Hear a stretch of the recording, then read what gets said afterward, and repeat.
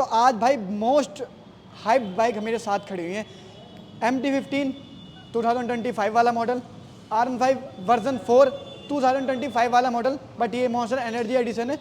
आज इन दोनों गाड़ियों के अंदर ना जितने भी लोग क्लियर नहीं रहते कि यार हमें कौन सी गाड़ी लेनी चाहिए, हमें नेकेड बाइक लेनी चाहिए MT-15 या हमें R15M लेनी चाहिए या वर्जन 4 लेनी चाहिए या मॉन्स्टर एनर्जी एडिशन लेना चाहिए, तो उनके मिथाज में मैं क्लियर करूंगा कि आप लोग कौन सी बाइक की तरफ जा सकते हो और दोनों गाड़ियों के अंदर जो डिफरेंसेस है ना वो एक्चुअल में आप लोगों के काम के हैं भी या नहीं है, या प्रैक्टिकल लाइफ में आप लोगों के क्या काम में आने वाले, वो सारी की सारी चीज़ें आज इस वीडियो में क्लियर करूंगा। उससे पहले मैं बता दूं, जिन लोगों का बजट थोड़ा सा इशू करता है ना या बजट थोड़ा सा टास्क बढ़ाता है, तो उस कंडीशन में आप नेकेड बाइक की तरफ जा सकते हो, क्योंकि ये थोड़ी सी सस्ती रहती है। ऑन रोड में ये 2,10,000 रुपये की पड़ती है। अगर आप R15M की तरफ जाते हो जो बगल में वो खड़ी, या मॉन्स्टर एनर्जी एडिशन की तरफ भी जाते हो, ये तकरीबन 2,30,000 40,000 के अराउंड कॉस्ट करती है। तो दोनों गाड़ियों के बीच में अच्छा खासा डिफरेंस है प्राइस का। तो प्राइस को लेकर अगर आपका इशू बनता है हमेशा से, तो आप उस कंडीशन में MT-15 की तरफ जाओ, आपके थोड़े पैसे भी बच जाएंगे और बाकी इंजन वगैरह आपको एज इट इज सेम मिलने वाला है। बाकी डिटेल में मैं अब आप लोगों को बताता हूँ कि एक्चुअल में आपको चीज़ें क्या क्या मिलती हैं दोनों गाड़ियों के मुकाबले अलग अलग। सबसे पहले तो आप लोगों को देखने के लिए मिलेगा ये गाड़ी फेयर्ड है और ये गाड़ी नेकेड है। ये प्रॉपर स्पोर्ट्स बाइक में देखने के लिए मिलेगी। ये थोड़ा सा कह सकते हो कम्यूटिंग फैक्टर वाला कह सकते हो, या कि स्पोर्ट्स कल्चर वाला भी कह सकते हो, और साथ ही साथ एक कह सकते हो सिटी कम्यूटिंग वाला भी कह सकते हो कि सिटी में भी आप इसको ईजिली चला लोगे। बट जहाँ पे अगर थोड़ा सा ट्रैफिक आ जाता है तो उस कंडीशन में भाई ये यामा R15M आपके हाथ के ये जो रिस्ट है ना, ये जो पाम है, जो नेक पेन, ये पूरा का पूरा भाई टास्क में आ जाता है, ये पूरा का पूरा इशू में आ जाता है कि हाँ यार जब आप चलाते हो झुक के चलाते हो ना, तो थोड़ा सा आगे के 10-15 दिन ये थोड़ी सी दिक्कत करती है। बट ये पूरी कंफर्टेबल पोस्चर में उसमें कोई दिक्कत नहीं है। दोनों गाड़ियों की अगर मैं मीटर की बात करूँ, क्योंकि इसका मीटर थोड़ा सा अलग है, ये V3 वाला मीटर है। मैं आपको पास से दिखाता हूँ। मैंने की ऑन करी, चीज़ें आपको इसके अंदर भी सारी मिलेंगी, ब्लूटूथ कनेक्टिविटी भी इसके अंदर मिलेंगी, बट इसके अंदर एज इट इज़ वो सारी चीज़ें नहीं मिल पाएंगी जो आपको उसके अंदर मिलती हैं।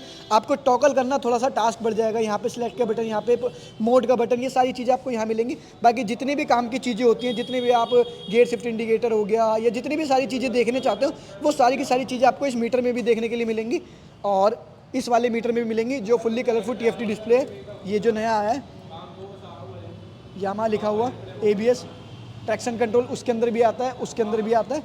अब यहाँ पे देखो स्विचेस की क्वालिटी एक बार देखना कितनी इंप्रूव की गई है पुराने वाले के मुकाबले। यहाँ पे आपके बटन की क्वालिटी, ये वाला बटन दबाओगे आपका यहाँ पे म्यूज़िक आ जाएगा, आप म्यूज़िक को भी कंट्रोल कर सकते हो। नेविगेशन आ गया, नेविगेशन को भी 10x10 नेविगेशन चला के देख सकते हो। नोटिफिकेशन हो गई, वेदर को चेक कर सकते हो, वेदर का माहौल क्या चल रहा है फ़ोन कनेक्ट करने के बाद।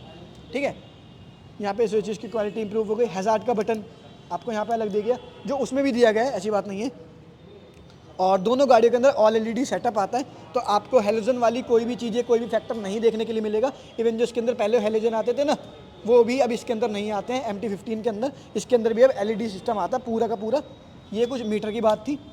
एक चीज़ मैं आप लोगों को और बताता हूँ, जब आप टॉप स्पीड को अचीव करने जाओगे ना, या थोड़ा सा हाई स्पीड पे आप चलाते हो, तो इस गाड़ी के अंदर आपको 120 या 130 या 135-40 के बाद ना, 135-40 से तो आगे जाएगी नहीं है, बट 120-25 के बाद ना आपके टास्क बहुत ज़्यादा बढ़ जाते हैं। आपको विंड ब्लास्ट बहुत लगता है, आपके शरीर पे, आपकी बॉडी पे हवा बहुत तेज़ लगने लग जाती है जब आप नेकेड बाइक चलाते हो। बट जब आप फेड बाइक चलाते हो तो ये ईजिली आराम से 135 चली जाती है, 140 चली जाती है। इवन आपके साथ पिलियन बैठा हो तो भी चली जाती है। आपको थोड़ा सा टकिन होना पड़ता है।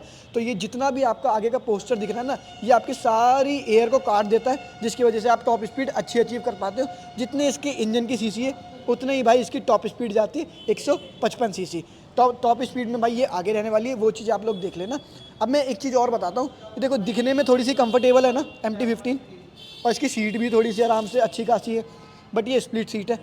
दोनों ही गाड़ियाँ मैं बताता हूँ आपको फैमिली पर्पस नहीं है। अगर आप एक स्पेशली फैमिली पर्पस देख रहे हो तो नहीं है। ये तो स्प्लिट सीट की वजह से फैमिली नहीं बैठ पाएगी यहाँ पे, हमेशा आपको गाली देगी। यहाँ पे अगर आप देखोगे तो पीछे वाली सीट ना बहुत छोटी है, सिर्फ एक बित्ते की, एक बिलांत की। मेरे जैसे अगर स्किनी लोग हैं तो वो तो इजीली बैठ पाएंगे आराम से, उनको कोई प्रॉब्लम नहीं होने वाली है। बट अगर थोड़े से हैवी हो गए या सामान बांध के चलने वाले हो गए तो भाई ये पीछे वाली सीट ना थोड़ी सी दिक्कत करती है। ये थोड़ी सी छोटी है, आगे वाली उतनी ही बढ़िया है। तो वो चीज़ें आप लोग देख लेना। बाकी माइलेज की अगर बात करें तो दोनों गाड़ियों की माइलेज जो है वो सेम है।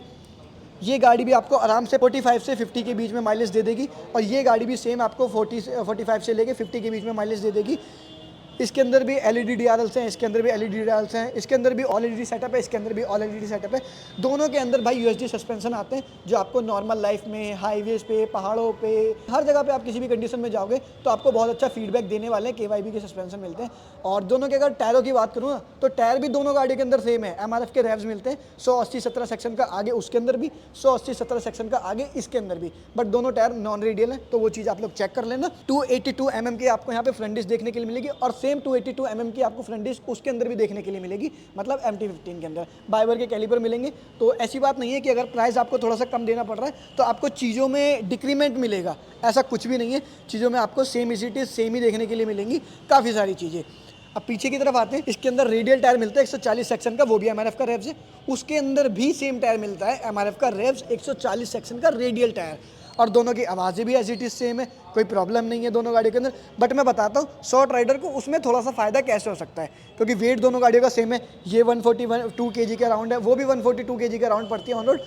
जब आप उसको चलाओगे ना, या नॉर्मल शॉर्ट राइडर जब उसको चलाएगा, 810 mm की सीट हाइट इसकी है, 815 mm की सीट हाइट इसकी है, और दोनों में कोई प्रॉब्लम नहीं होती। शॉर्ट राइडर उसको थोड़ा सा इजी चला पाएगा, क्योंकि 5 mm का जो फ़र्क है, जो डिक्रीमेंट है, वो उसके अंदर आपको ज़्यादा मिलता है। और एक चीज़ और है, मैं आप लोगों को बता दूं, हालांकि दोनों गाड़ियों का जो अपर पोस्चर है, ये वाला पोस्चर जो मोटो व्लॉगिंग वाला पोस्चर होता है, वो दोनों गाड़ियों का अच्छा खासा है दिखने में, और बहुत अच्छा लगता है देखने में। बट इसके अंदर आपको 11 लीटर का फ्यूल टैंक देखने के लिए मिलता है, और इसके अंदर आपको 10 लीटर का फ्यूल टैंक देखने को मिलता है। बट जो माइलेज है वो एज इट इज़ सेम है दोनों ही गाड़ियों की। तो ये चीज़ में आपको फ़ायदा हो जाएगा इस गाड़ी के अंदर कि हाँ, आपकी 50 किलोमीटर या 40 किलोमीटर गाड़ी ये वाली थोड़ी सी ज़्यादा चल सकती है 11 और 10 की वजह से, क्योंकि वो 10 लीटर का फ्यूल टैंक और ये 11 लीटर का फ्यूल टैंक है। अब एक चीज़ ना आपको प्रैक्टिकल बताता हूँ, देखो वो कुछ लोगों के काम की होगी, कुछ लोगों के काम की नहीं होगी।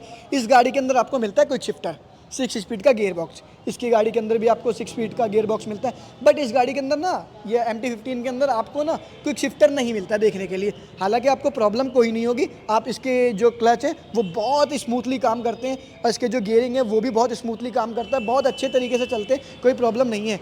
बट इसके अंदर आपको एक कह सकते हो स्पोर्ट्स बाइक वाला पूरा प्रॉपर फील आने वाला है, क्योंकि इसका क्लच तो है ही स्लीपर असिस्ट क्लच, मतलब दोनों का सेम है।